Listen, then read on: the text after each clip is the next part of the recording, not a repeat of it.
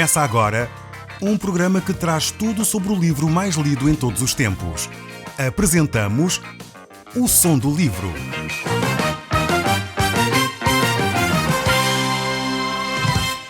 Seja muito bem-vindo. Neste podcast vai encontrar o livro mais conhecido e lido em todo o mundo. Vamos levá-lo numa viagem pela história da humanidade. Este é um audiolivro para si, para a sua família e sociedade em geral. Contextualização e comentários de Paulo Chaveiro. Caro amigo, nós hoje estamos no capítulo 7 do livro de Romanos.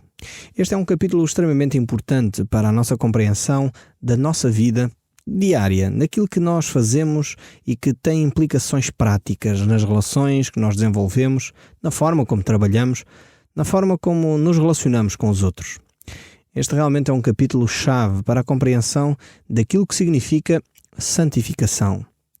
Nós, na última parte do capítulo que estudámos anteriormente, o 5 e o 6, nós vimos uma chamada muito importante sobre esta questão da santificação.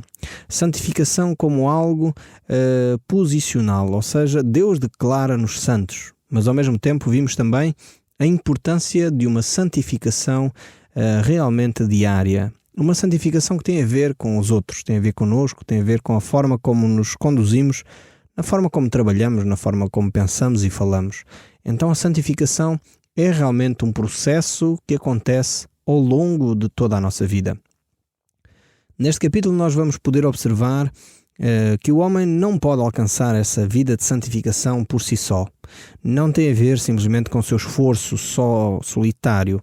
É importante nós entendermos isso. Por um lado, nós vimos textos como o Romanos capítulo 12, que fala que nós participamos nessa santificação, mas nós não estamos sozinhos nela. Temos Jesus a acompanhar-nos, temos Deus que vai agindo na nossa maneira de ser, vai agindo na nossa maneira de pensar, e é Ele que vai realmente transformando o nosso coração. O nível de santificação de muitas pessoas, por vezes, é realmente baixo. Nós vemos que há cristãos que nesse processo de crescimento, nesse processo de desenvolvimento da sua relação com Deus, são muito débeis e necessitam de criar mecanismos que possam realmente fortalecer a sua fé. Nós vemos que a palavra de Deus nos mostra que a vida eterna, a relação com Deus, é como se fosse um novo nascimento. Jesus usa esta expressão. E quando um bebê nasce, ele não sabe fazer todas as coisas. Ele não sabe andar, não sabe comer sozinho, não sabe falar. Então esse processo vai se desenvolvendo ao longo da vida. Assim é a santificação.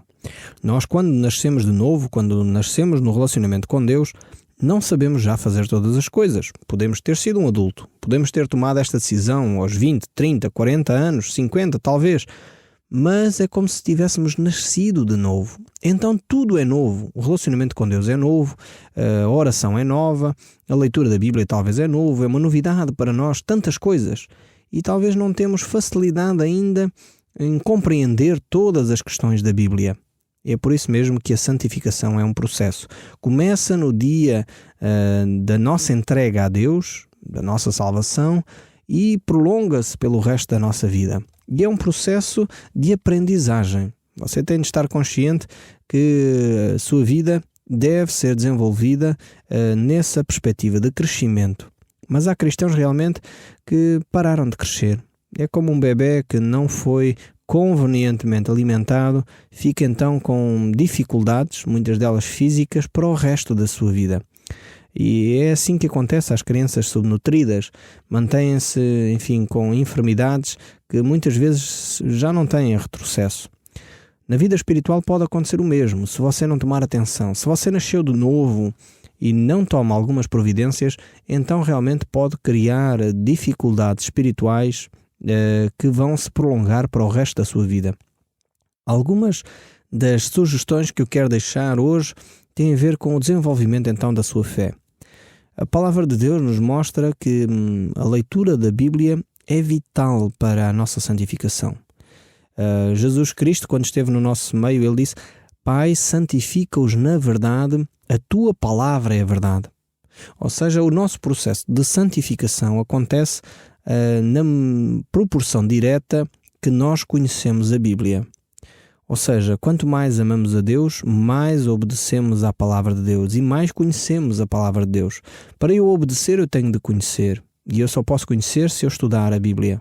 Então já é bom você ouvir este programa diariamente, mas será bem melhor se você depois tiver o seu próprio estudo bíblico diário, passar horas a estudar a Bíblia, talvez algum tempo pesquisando na net, sites que possam ajudá-lo a compreender melhor a Bíblia, talvez pedir algum estudo bíblico que o ajude a aprofundar o seu conhecimento bíblico. Nós temos algum material disponível que você pode solicitar para o nosso apartado e dessa forma aprofundar mais o seu conhecimento das Escrituras.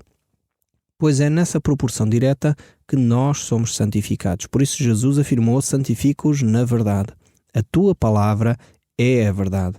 Necessitamos então deste primeiro elemento para o crescimento. Um outro elemento importante, vital para o nosso crescimento espiritual é a oração.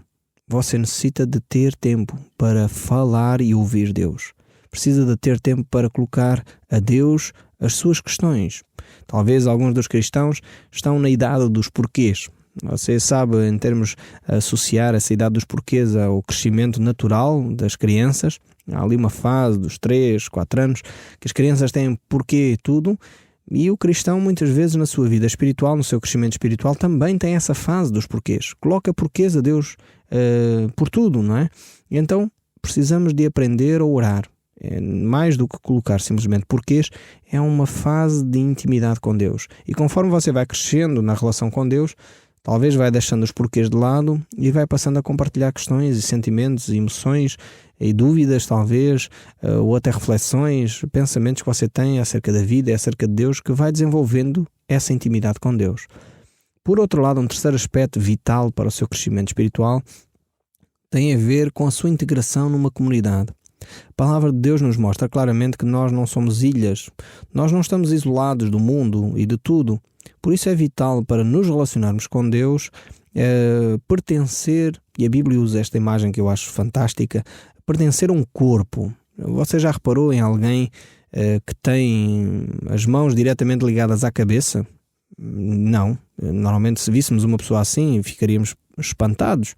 As mãos estão ligadas aos braços, os braços aos ombros, os ombros, enfim, às omoplatas e toda essa maneira de o corpo se ligar, que faz então as ligações pelos nervos ao cérebro e tem esses comandos bem complexos que eu não sei explicar, mas que realmente manifesta que o corpo é um organismo bem complexo e que está em interação constante entre si. Os dedos interagem com as mãos com os braços e os antebraços, e esse esquema todo está bem montado de forma que haja uma interligação. A vida espiritual é assim também. Você não pode simplesmente ficar com um relacionamento isolado com Cristo, pensando que tem um relacionamento direto com Cristo e isso é suficiente. Não é assim. Talvez você ouve este programa de rádio, ainda não tomou essa resolução de se congregar num grupo onde realmente estudam a palavra de Deus, se dedicam à oração, dedicam a desenvolver a sua fé, mas eu queria recomendar vivamente, faça isso o quanto antes, faça isso esta semana, tome essa decisão e dê o passo de se envolver numa comunidade onde a palavra de Deus é estudada de uma forma séria. Eu não estou a dizer com isso que as comunidades são perfeitas. Não. Basta estar lá você, basta lá estar eu, pessoas imperfeitas, pessoas com dificuldades, pessoas que têm problemas, têm angústias, para que as igrejas não sejam perfeitas. Mas ao mesmo tempo, sem elas, sem essas comunidades, nós não podemos experimentar o amor de Deus. O apóstolo Tiago e João falam disto de uma forma muito clara e muito prática. O apóstolo João diz a certa altura: como é que tu dizes que podes amar a Deus se não amas o teu irmão? É impossível amares a Deus a quem não vês, quando odeias o teu irmão a quem vês, não podes. Então, a relação entre a nossa fé e os nossos irmãos e aqueles que são membros desse corpo de Cristo é essencial para o nosso desenvolvimento espiritual. Este é um terceiro aspecto. Um quarto aspecto tem a ver com o serviço a Deus. Nós só realmente começamos a desenvolver a nossa fé quando deixamos de simplesmente ser, objeto da ação de Deus sobre nós, no sentido de recebermos simplesmente a ação de Deus, para passarmos a contribuir e a ser colaboradores de Deus na ação de Deus no mundo. Quando começamos a estar disponíveis para servir os outros. Mais uma vez, Ou usando o exemplo das crianças que nascem e começam a andar, quando um bebê é pequenino, ele não pode contribuir muito para a vida familiar, não pode contribuir muito, enfim, para a harmonia conjugal, não pode contribuir muito para os afazeres diários da casa, antes pelo contrário, dá muito trabalho. Mas ao fim de alguns anos, as crianças já podem colaborar. Por exemplo, os nossos filhos, agora que já têm uma certa idade, já podem ajudar a limpar a louça, a levar o lixo, a arrumar a mesa, enfim, a fazer a sua própria cama. Então, dessa forma, começa-se a ter uma colaboração na vida familiar. Assim, o cristão também desenvolve, enfim, o seu caráter, desenvolve o seu crescimento espiritual na medida em que se envolve no serviço da comunidade também. Você precisa de se envolver ao serviço da comunidade, ao serviço dos outros. Estar pronto a servir os outros. Não ser simplesmente você o receptor de toda a ajuda, mas você ser também aquele que ajuda, que é útil nas mãos dos outros. Então, estes 4 elementos são vitais para o seu crescimento. E por isso mesmo eu gostaria então de passar agora a meditar nestes textos bíblicos que provavelmente nos vão ajudar a refletir um pouco mais nestas áreas, nestas 4 áreas que eu acabei de mencionar. Diz assim então o texto bíblico no livro de Romanos, e estamos lá no capítulo 7, no verso 1. Porventura ignorais, irmãos, pois falo aos que conhecem a lei, que a lei tem domínio sobre o homem toda a vida. Agora, o apóstolo Paulo começa a falar acerca de aspectos importantes da vida e este aspecto desta dicotomia sobre a lei e a graça. Ou seja, esta separação entre a lei e a graça. A lei tem domínio sobre a pessoa, sobre o homem, enquanto este vive. Ele está debaixo dessa orientação. Mas o relacionamento com Deus é mais profundo, vai mais além do que simplesmente uma lei declarada. Vai mais além do que simplesmente uma ordem que foi dada. Tem a ver com algo que deve vir de dentro do nosso coração e que de alguma forma agrada ao coração de Deus. Por isso mesmo, tem mais do que lei simplesmente, tem mais do que ordem. Tem a ver com vontade, tem a ver com obediência, tem a ver com satisfação naquilo que nós queremos fazer. E agora ele vai dar um exemplo muito concreto sobre a vida familiar. Diz assim o verso 2. Ora, a mulher casada está ligada pela lei ao marido enquanto ele vive. Mas se o mesmo morrer, desobrigada ficará da lei conjugal. Aqui o apóstolo vai começar a usar uma imagem, a imagem do casamento. O casamento é a união entre um homem e uma mulher e é feito perante a lei civil para que ambos assumam esse compromisso. Então é esse compromisso que o homem e a mulher assumem, chamamos de uma aliança, chamamos de um contrato, chamamos de um compromisso que o casal assume. Homem e mulher ficam obrigados um ao outro, obrigam-se a si mesmo, a viverem juntos até que a morte os separe. Eu acho que é extremamente importante nós percebermos este aspecto de que a relação entre homem e mulher era no coração de Deus algo que deveria durar toda a vida. Infelizmente hoje famílias são confrontadas com a realidade de que os pais se separam, marido e esposa não podem continuar juntos por vários motivos. Mas a palavra de Deus nos mostra que esse não era o plano de Deus para si, não era o plano de Deus para a humanidade. O desejo de Deus, e Deus oferece à humanidade os recursos para que isso aconteça, era o desejo de Deus que homem e mulher permanecessem juntos até que a morte os separe. Há uns dias escrevi um artigo para revistas, enfim, sobre esta questão, até que a morte os separe. Tem a ver com isto. Infelizmente, às vezes pensando neste texto bíblico, pensamos em alguém que vem de fora e interfere na relação, levando a que um dos cônjuges se torne infiel. O texto bíblico talvez que estamos a usar, em Mateus 19, diz: não separe o homem aquilo que Deus juntou. Mas tenho refletido um pouco mais sobre este texto, por vezes apercebo-me que o homem que separa aquilo que Deus juntou está dentro do próprio casal. Muitas vezes é o marido, muitas vezes é a esposa, que se desleixando da relação, se despreocupando com o outro, começa a deixar então de ter esse cuidado familiar. Nós necessitamos de tomar cuidado com a nossa relação. Devemos ser os primeiros a vigiar sobre a relação e não devemos ser nós a separar aquilo que Deus juntou. Você vigie sobre o seu casamento. O apóstolo Paulo nos desafia que a relação entre homem e mulher deve ser até que a morte os separe. E a mulher e o homem estavam obrigados por lei a viverem juntos até essa altura. Ou seja, era um contrato que as pessoas faziam. Era necessário que eles partilhassem vida, partilhassem intimidade e dessa forma pudessem então celebrar esse contrato ou tivessem, enfim, essa aliança de uma forma muito consciente. Infelizmente hoje verificamos que a maioria dos casais começa a sua vida conjugal sem ter essa consciência de que aquela relação é para a vida. Muitas vezes as pessoas unem-se e dizem, olha, se isto não der, cada um vai para o seu lado. E partem para a relação já com esta premissa. Eu quero sinceramente dizer que isso não é saudável. Todos os casamentos, creio eu, sem exceção, têm as suas dificuldades. Não há um único casamento que não tenha dificuldades. Infelizmente, muitas vezes as pessoas criam imagens acerca do seu casamento de que o casamento deverá ser perfeito. E essencialmente Hollywood tem contribuído muito para que as pessoas tenham uma imagem errada acerca da relação. E as revistas cor-de-rosa ajudam muito também nesse aspecto. Mostram nas suas capas fulano tal apaixonado por não sei quem, sempre a sorrir, muito alegres, etc. Como se não houvesse problemas nas relações. Infelizmente também essas revistas, poucos meses depois, vêm dizer que fulano tal separou-se de não sei quem. E nós verificamos realmente que as relações conjugais são difíceis. E é exatamente por isso que há necessidade de haver um compromisso que seja estável, que a pessoa perceba que vai ter que lutar pela relação. E isso num sentido positivo. Eu não creio que seja saudável os casais a viverem em competição dentro de casa. Isso não ajuda absolutamente nada. Mas lutar pela relação é cada um fazer a sua parte para que esse compromisso que assumiram chegue ao fim. E chegue ao fim de uma forma agradável. Eu creio que os casais que aceitam este desafio, quanto mais anos passam de casados, mais felizes se tornam.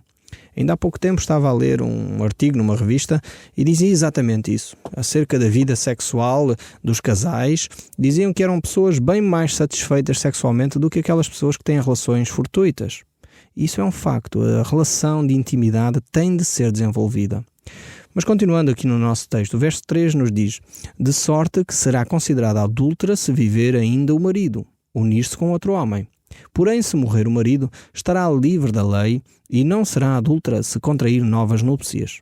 Assim, meus irmãos, também vós morrestes relativamente à lei por meio do corpo de Cristo, para pertencerdes a outro, a saber, aquele que ressuscitou de entre os mortos, e deste modo frutifiquemos para Deus.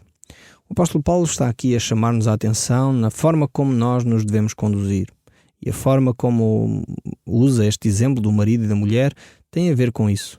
O marido e a mulher não podem, quando estão casados, viver como lhes apetece, não podem desenvolver relações com outras pessoas. Isso cria infidelidade, cria instabilidade, cria falta de confiança na relação. Assim, com relação também a Cristo. E é este exemplo que ele quer focar. Mais do que a vida familiar, ele quer pegar no exemplo da vida familiar, que é comum a muita gente, e desenvolver então este aspecto da vida espiritual. Necessitamos de viver em fidelidade para com Deus, de um coração inteiro dedicado a Deus. E o verso 5 ainda diz: porque quando vivemos segundo a carne, as paixões pecaminosas postas em realce pela lei operavam em nossos membros, a fim de frutificarmos para a morte. E ele coloca aqui então estas duas ideias em oposição. Se vivemos para Cristo, então damos fruto para Deus. Se vivemos nas nossas paixões, então damos fruto para a morte e destruição à nossa volta. E o capítulo 7 do livro de Romanos, no verso 6 ainda diz: agora, porém, libertados da lei, estamos mortos para aquilo a que estávamos sujeitos, de modo que servimos em novidade de espírito e não na caducidade da letra. Então percebemos que a nossa relação com Deus transforma-nos radicalmente da posição onde estávamos, situação de morte espiritualmente, para uma novidade de vida. Não dedicados simplesmente a uma mera lei caduca que está lá por estar, mas a uma atitude espiritual que nos leva a uma dedicação de vontade, do interior, desenvolvendo assim uma relação espiritual com Deus. E é usado então esta imagem do casamento para nós podermos compreender melhor. É importante na relação conjugal a pessoa desenvolver a base da confiança, a base do respeito, desenvolver realmente o amor. O amor tem a ver com esses valores que muitas vezes são esquecidos, como a fidelidade, a honestidade, a honra. Tem a ver com valores como a integridade, a verdade na relação. E muitas vezes os casais vão se esquecendo destes aspectos da vida. Vão desrespeitando o próximo, dizendo coisas que desagradam, maltratando o cônjuge, ofendendo, muitas vezes com palavras duras, magoando, não sendo sensíveis à experiência que o outro está a viver, não sendo sensíveis ao momento que o outro está a viver e sendo de facto uma almofada de encorajamento, uma almofada que ampara o outro na necessidade. E quando isso não acontece, então a relação vai esfriando, vai se tornando mais dura, mais agreste, e os casais vão se afastando um do outro. O propósito de Deus para a relação conjugal e também para a sua vida espiritual com Deus é que você possa ter uma relação íntima, uma relação intensa com Deus e com o seu cônjuge. Mas isso está muito nas suas mãos, está muito na forma como você vive a vida. Você talvez está desejoso de ganhar a razão na sua relação conjugal. Está desejoso de fazer valer o seu ponto de vista e conseguir conquistar mais um ponto, conseguir ser você a controlar a relação.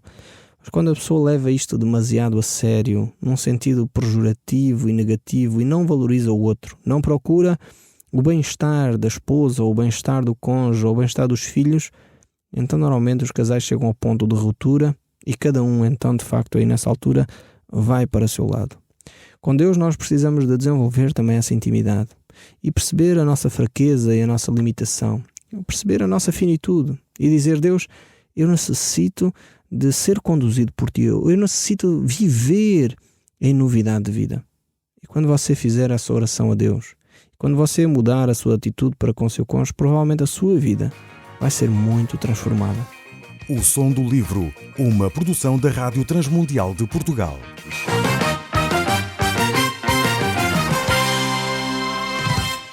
RTM. Conhece todos os nossos programas em rtmportugal.org. Uma produção da Rádio Transmundial de Portugal.